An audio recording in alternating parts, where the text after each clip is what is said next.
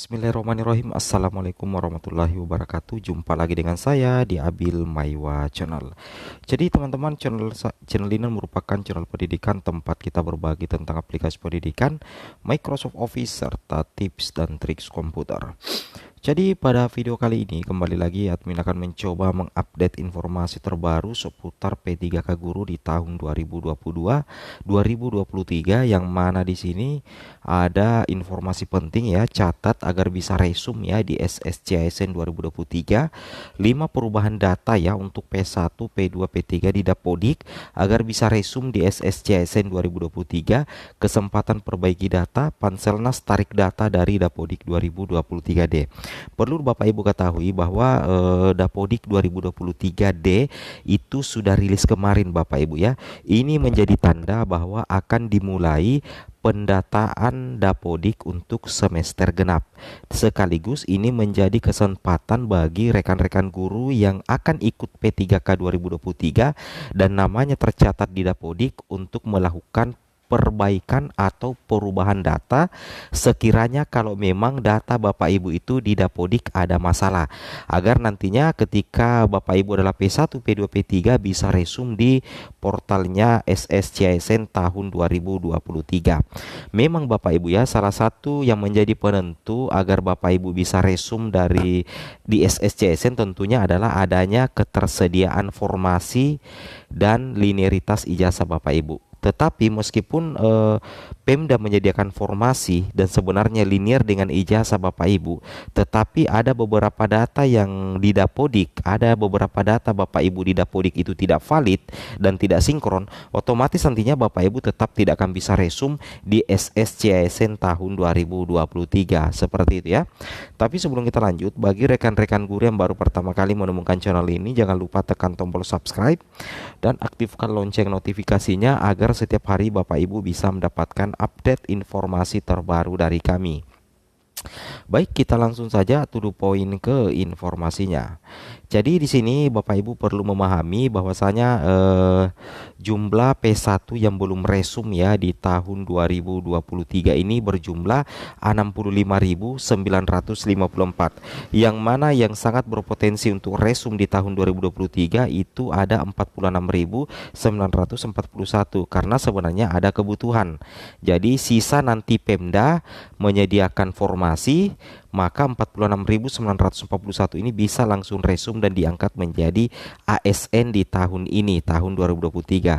Sedangkan 19.013 ini masuk dalam kategori tidak terdapat kebutuhan. Alasannya karena masuk dalam kategori oversupply. Inilah nantinya yang akan coba diperbaiki ya, diperbaiki bagaimana solusi ke depannya dari Kemendikbudristek agar 19.013 ini juga bisa diangkat menjadi ASN. Artinya 65.1954 ini bisa dituntaskan di tahun 2023.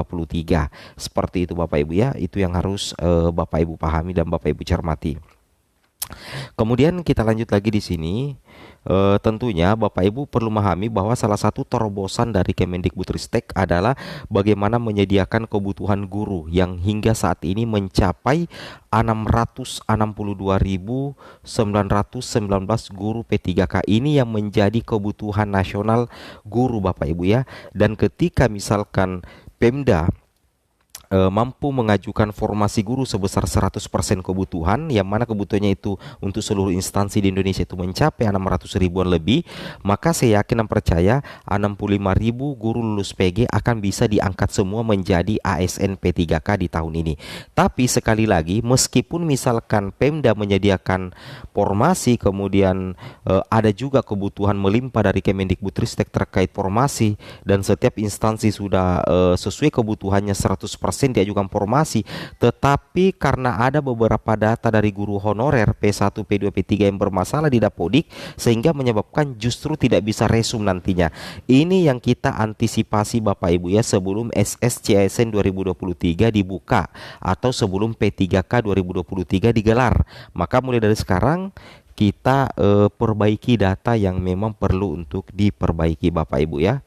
Nah, di sini ada beberapa data yang perlu Bapak Ibu perhatikan.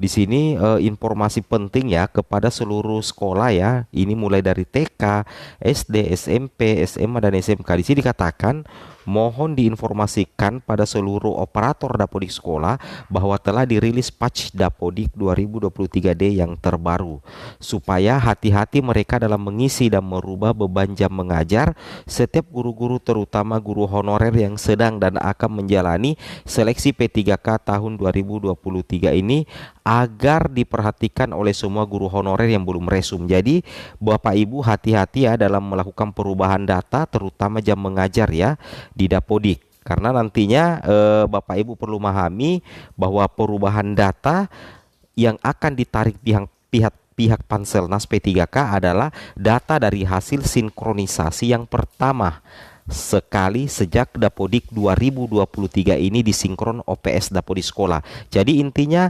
database yang akan diambil oleh Panselnas untuk dijadikan barometer di SSCASN tahun 2023 adalah data hasil sinkronisasi Dapodik 2023. Oleh karena itu, ada beberapa data di Dapodik yang harus Bapak Ibu perbaiki, pastikan benar agar nantinya bisa resum di tahun ini ya.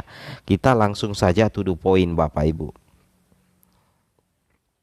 Nah, ini adalah contoh hasil sinkronnya. Ini sudah masuk di server Bapak Ibu ya. Ini sudah masuk di server.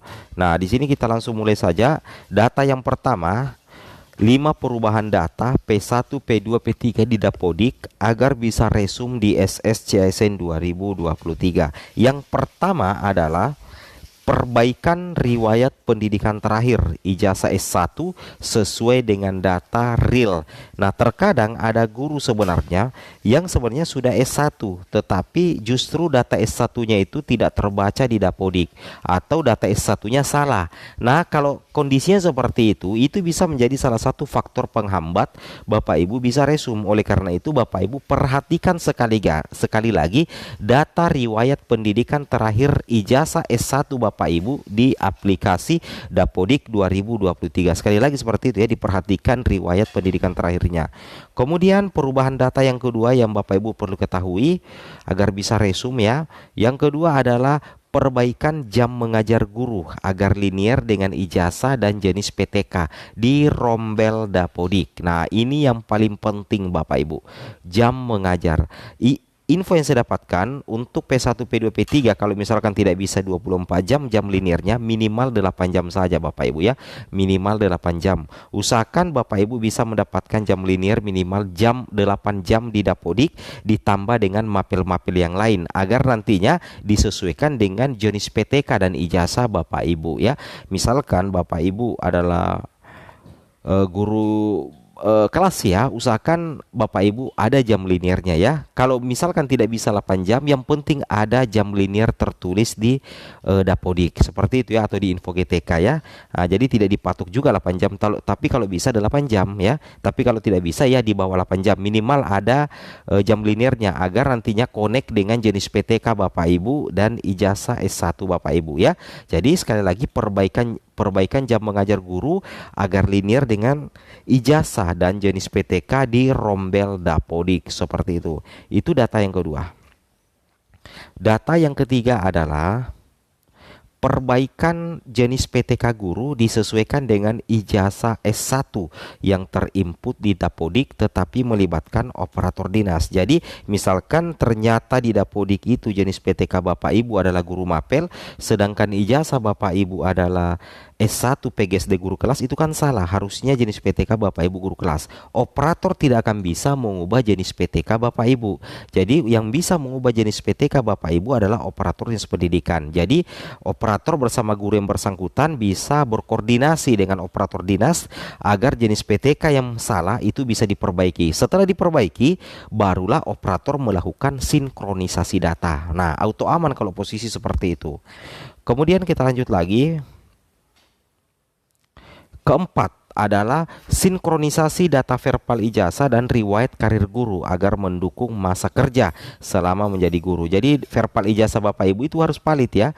Karena kalau misalkan verbal ijazah Bapak Ibu tidak valid, itu pasti ya dijamin tidak bisa lanjut ya, tidak bisa resume ya kalau verbal ijazah bermasalah. Jadi ini sudah jadi rahasia umum ya nomor 4 ini Bapak Ibu ya. Oke.